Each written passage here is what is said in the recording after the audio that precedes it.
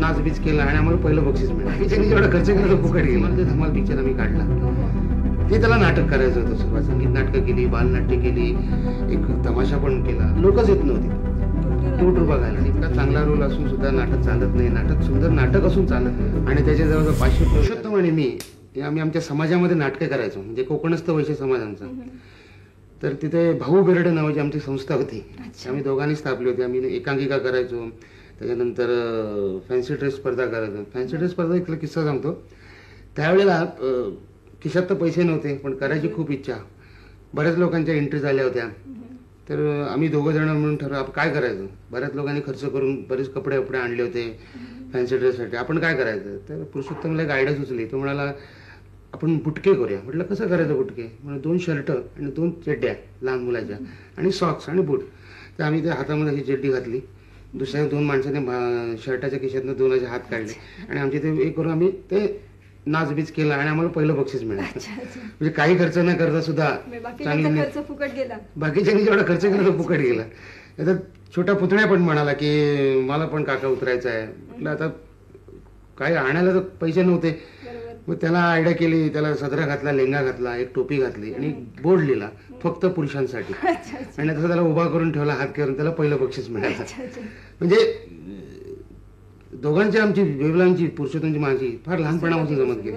नंतर तो जे स्कॉल ऑफ आर्ट्समध्ये गेला. तिथे त्याने एकांकिका केल्या. मी इकडनं साहित्य संघात नोकरी करून नाटकं करत होतो. त्याच्यानंतर तो टूर एकांकिका त्याने केली होती. पण त्याच्या आधी त्याच्यानंतर त्याला ते नाटक म्हणून करायचं होतं. पण त्याच्या आधी त्याला हमाल ते धमाल पिक्चर आम्ही काढला. ते त्याला नाटक करायचं होतं सुरुवातीला. ती कल्पना तेव्हापासून टूरच्या आधीपासूनची कल्पना. तर मी त्याला म्हटलं चित्रपटाची स्टोरी आहे.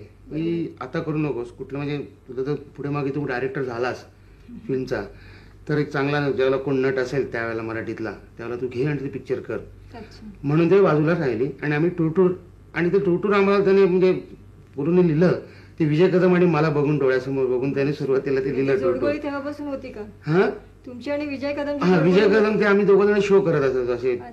म्हणजे दोघं मिळून आमचे शो चाललेला ते बघून त्याने ठरवलं तरी तुम्हाला दोघांना एकत्र आणून ते नाटक करायचं. आणि रिहर्सल सुरू झालं. त्याच्या आधी मी बरंच स्ट्रगल केलं होतं. बरीच नाटकं आली होती. पण संगीत नाटकं केली, बालनाट्य केली, एक तमाशा पण केला त्याच्या आधी. पण कुठलाच म्हणावं तसं यश नटाला यश कधी मिळतं. नाटक चाललं तर यश मिळतं. तर टूर नाटक आम्ही काढलं. टीमवर्क चांगलं जमवलं. आणि पहिले जवळजवळ 40-50 प्रयोग लोकच येत नव्हते टूर बघायला. तर मी म्हटलं बहुतेक आणखीन 10-12 वर्ष मला स्ट्रगल करावं लागतंय. कारण इतका चांगला रोल असून सुद्धा नाटक चालत नाही. नाटक सुंदर नाटक असून चालत नाही. पण पूर्वीच्या ॲडव्हर्टाईजने इतकी सुंदर कल्पक त्याने जाहिरातबाजी केली.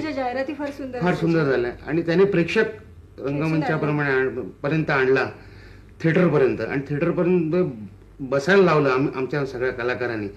आणि त्याचे जवळजवळ 500 प्रयोग झाले.